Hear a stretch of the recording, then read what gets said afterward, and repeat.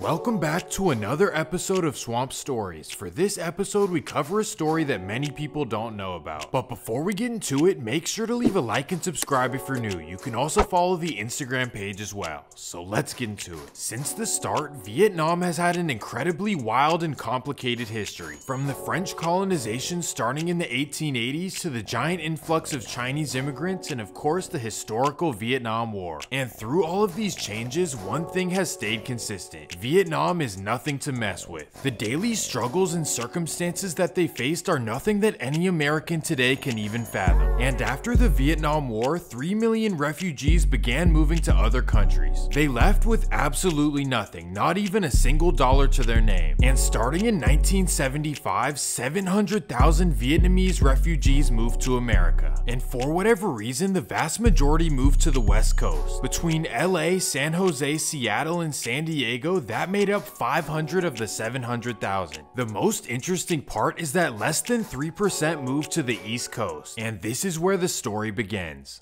Let me introduce you to a young man named David Tai. Born in 1956, David had a very difficult upbringing in South Vietnam, specifically the giant city of Saigon. His father helped out American GIs working against the forces of North Vietnam. So growing up, David watched his area transform from a beautiful city into a chaotic slum. Every night he had to worry for his safety despite his father's reassurance. And once he got to his teenage years, he began hustling to make ends meet. He was the middleman who supplied the American GIs with anything they needed. Despite the chaotic environment, David enjoyed every minute of making money. It was a passion and possibly the only thing that kept him hopeful. But in April of 1975, everything fell apart and the Americans decided to evacuate. Unfortunately, David's father was captured by North Vietnam in May of 1975. And although he knew that he would never see his son again, he begged the American GIs to help his son escape. David was completely torn after seeing his father taken away.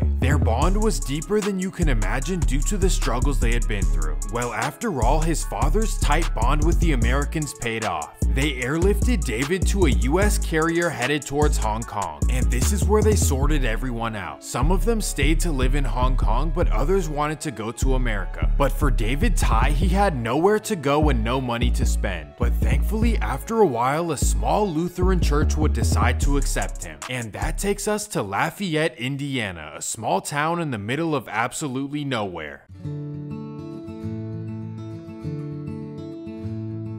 Once David arrived, he realized that America was nothing like he imagined. There were no tall buildings, movie stars, and definitely no fancy cars in Lafayette, Indiana. Instead, it's cornfields, Walmarts, and a small private university. And although he was thankful to be in America, he knew that he wanted more for his life. So one day, with only $150 in his pocket, David walked to the nearest Greyhound station and looked at the schedule. With very little English, the only city that he recognized was New York City, so that's what he chose. Once he arrived, he instantly made his way to Chinatown. And there, he found a job as a busboy in a small apartment to live in. And after 2 years of working, David had saved up enough money to enroll at New York University. And there, he met a girl named Lan Pham. Long story short, 9 months later, she birthed their first child. And this put David in a tough position. First of all, he could no longer continue his education. And secondly, working as a busboy just isn't enough to support a family in New York City. So instead, David found a different path. He decided to join Chinatown's Flying Dragons. And if you aren't familiar, I made a video about them a few months back. Well, the Flying Dragons were all about money and defeating their rival. The Flying Dragons covered Pell Street, and the rival Ghost Shadows covered Mod Street, not too far away. After joining the Flying Dragons, David instantly felt like an outcast due to his nationality. He tried explaining that he's ethnically Chinese, but the Dragons still held this against him. So instead, David asked them if he could form his own subgroup. They actually agreed, but it didn't go as planned for David. You see, David was all about money and he couldn't care less about defeating the Ghost Shadows. And the Flying Dragons leadership wasn't letting him get involved in the money. Instead, he was doing all the dirty work. It became pretty obvious after a while that he wasn't going to continue any longer. He was used to the free-for-all streets of Saigon, and Chinatown was far too structured for his liking. So in 1987, he officially quit the Flying Dragons and started his own operation. And here's what he started doing.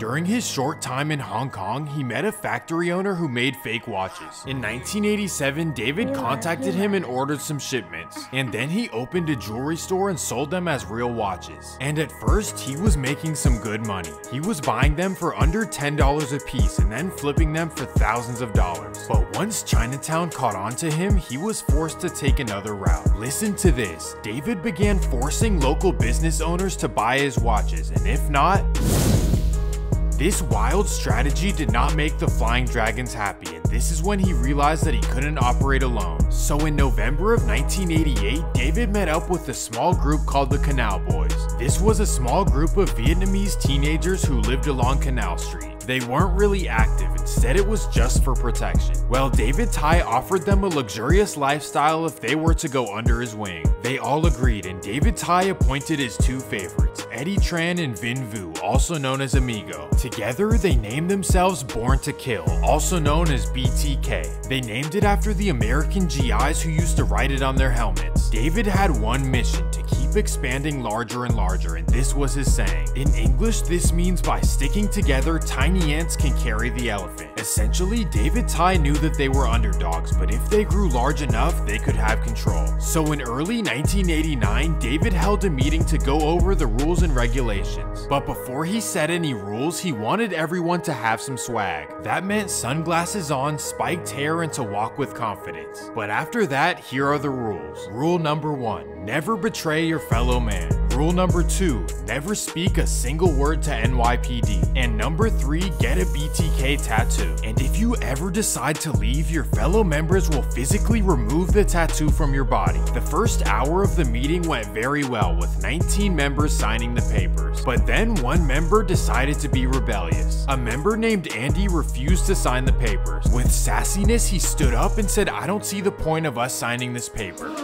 Complete silence overtook the room, with all eyes pointed at David Tai.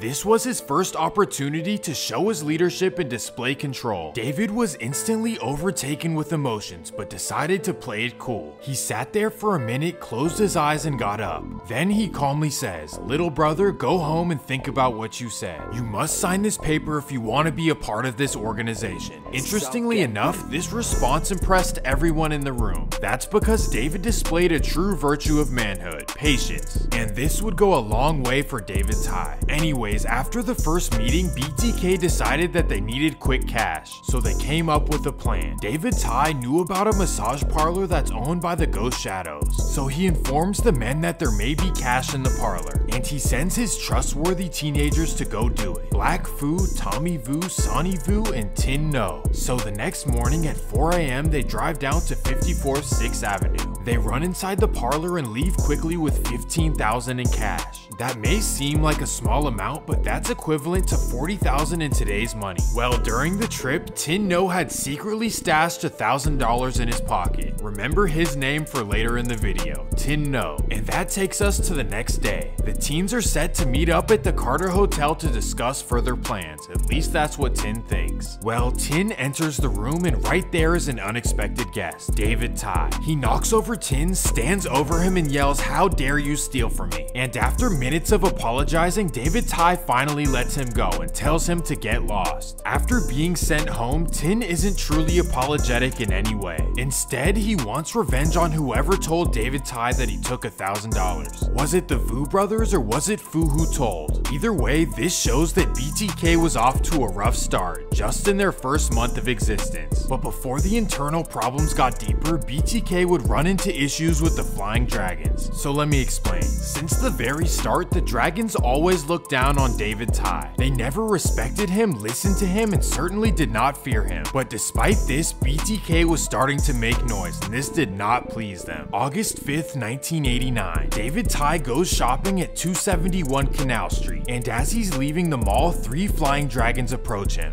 One of the men starts yelling, "You think you're the big man, but nobody respects you. Nobody respects BTK." Then the Dragons laugh in his face. So David looks at them and calmly tells them to go home, and then he walks away. He then calls over a BTK named Lam Tran. He tells Lam about what the man had said to him and points them out. So David takes off and Lam goes looking for them outside the mall. After 30 seconds of looking, he finds them on the corner and he does not hesitate. Bam! Instantly, the entire street shut down and all the business owners pulled down their gates and the locals went home. So NYPD went around asking for information, but not a single person spoke up. Obviously, the Flying Dragons were furious about the loss of 2 members, but interestingly enough, that's not what bothered them most. The Flying Dragons did not like the unwanted attention that this brought to Chinatown, and the Ghost Shadows agreed. Chinatown had an ancient code and BTK violated it, plain and simple. And when the Chinatown leaders informed David Tai about this, he simply did not care. He didn't grow up in Chinatown, so the rules meant nothing to him. He had zero pride in the area or respect for its history. David was only there to feed his pockets and his love for power. But with that being said, the message was well received for some of the BTK members. In fact, they moved to Coney Island about 30 minutes away, and this is where they laid low and kept their money. But whenever they came to Chinatown, they were causing absolute chaos. In fact, one of their neighbors, who was an 89-year-old grandma, passed away due to Kenny Vu's recklessness. On top of this, BTK purposely ran in Flying Dragon's businesses without their masks on to let them know it was them. That includes the Cinta Lounge and many other gathering locations. BTK was becoming outrageously bad and never getting caught. For a long time, NYPD had stayed out of Chinatown's way. That's partly due to the power of the Tongs, but also because they never put civilians at risk. But BTK didn't have either of those qualities, which would later be important. But before NYPD would catch up to them, their madness would continue. And this time, it started out of pure boredom. February 8th, 1990. David Tai pulls up to Winnie's Lounge on Bayard Street, a known Ghost Shadow hangout spot. He double parks his brand new Jaguar out front and walks in. He knows that he isn't supposed to be there, but that's the only reason he's there. At this point, he's trying his best to make a mockery out of Chinatown's establishments. So he sits down at a table by himself. Instantly, 4 Ghost Shadows surround him and ask him to leave respectfully. So he smiles at them, stands up, and walks out. He then meets up with a young BTK named TRAN. He passes him a tool and directs him into the restaurant. And there he goes. TRAN runs outside, but little does he know 2 NYPD officers are right there waiting for him. After this reckless incident, Chinatown's godfather had seen enough. The 81-year-old hip Song Tong leader named Benny Ong called for a meeting with David Tai. Everything in Chinatown was about respect and honor. Benny was at the very top and David was far, far under him. David had to take this meeting or else he had basically written off all of Chinatown's rules. And that's exactly what he decided to do. He skipped the meeting, which was the first time this had ever happened to Benny Ong. And this would not end well for David. June 26, 1990. Vin Vu, also known as Amigo, is closing up David's massage parlor on Canal Street. After he's done, he walks outside and right there is a man in black. Bang! This incident woke up BTK. It was Chinatown's first physical response to all the drama they had been causing. And for David Tai, Amigo was his right-hand man and most trusted partner. So shortly after, he arranged his burial. He decided to hold it at the Rosedale Memorial Park in Linden, New Jersey. He purposely held it over an hour away from the city, thinking that it was out of reach and unpredictable. But unfortunately, that wasn't the case. June 29th, 1990. Everyone groups around to pay respects to Amigo. This includes some family, but most importantly, the entire BTK was there. Well, all of a sudden, a black van pulls up. Bang!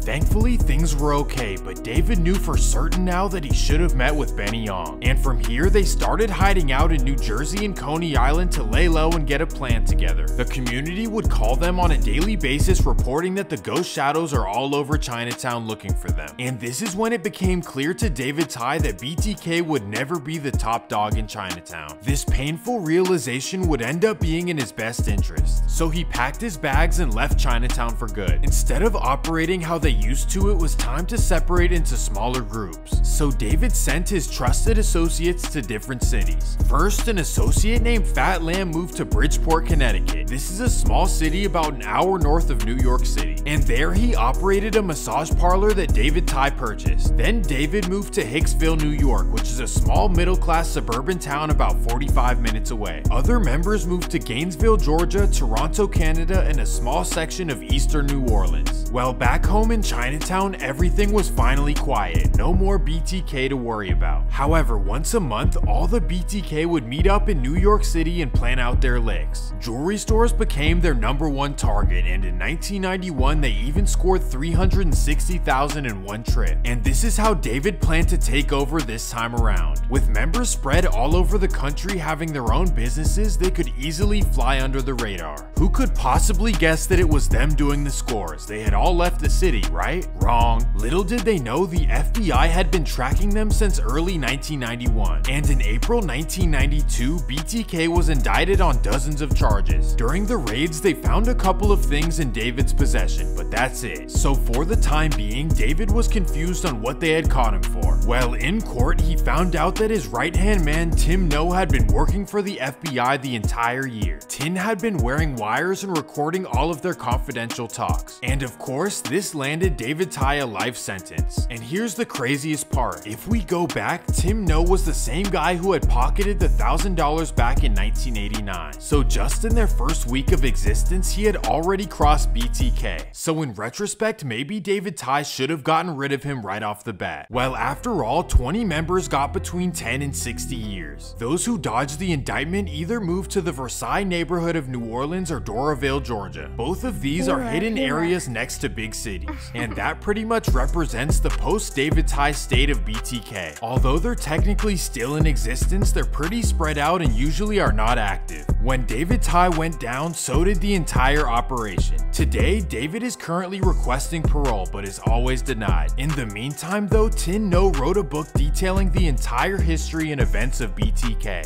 So if you want the full story, I highly recommend reading the book. And that's gonna do it for this episode of Swamp Stories. If you enjoyed the video, make sure to leave a like and subscribe. Peace!